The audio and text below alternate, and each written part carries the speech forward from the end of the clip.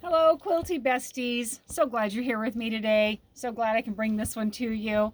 Cheryl brought it over. Remember, you can hit the arrow down below, right down here, and it will take you to another of Cheryl's quilt getting stitched out. Lots of tips and ideas that I share right there. Cheryl is like my applique queen. She always brings me a quilt that almost always has applique on it, and she's done it in a variety of different ways. This time it is with that fabulous needle turn design right here. Let me see if we can pull one up and get it close enough. You can kind of see the needle turn that she has on here. It's all literally just stitched underneath very carefully with the needle. You can just hardly see the thread at all, only because I know what I'm looking for. If you watch some pictures over on Facebook and Instagram, you'll see some pictures of the back side of the front of the quilt, or there's some videos when you hit the arrow down below that will show you how she's done this with the little tiny stitches. And you'll see it on the underside of the front of the quilt. The basket is stitched on by machine, but all the other pieces here are put on by that little tiny needle turn stitch that she has going. Very nicely done.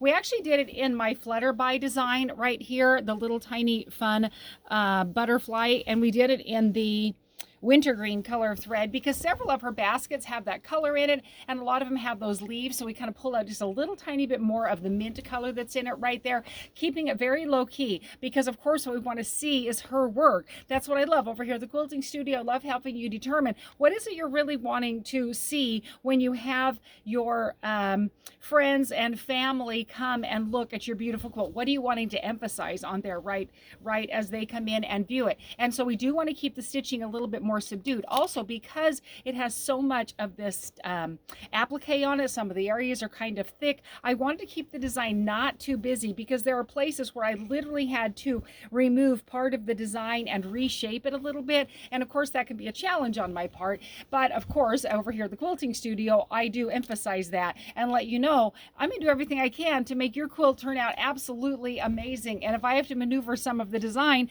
then I'll do that to be able to help your quilt turn out crazy beautiful. And look at that right there. So she requested that I also trim it up, which of course I always recommend that you have me trim your quilt. Look at that. It's ready to go for the binding. Even better, have me do the binding for you. And also that first impression, there's no scraggly pieces of batting hanging off, no extra pieces of back that's right there.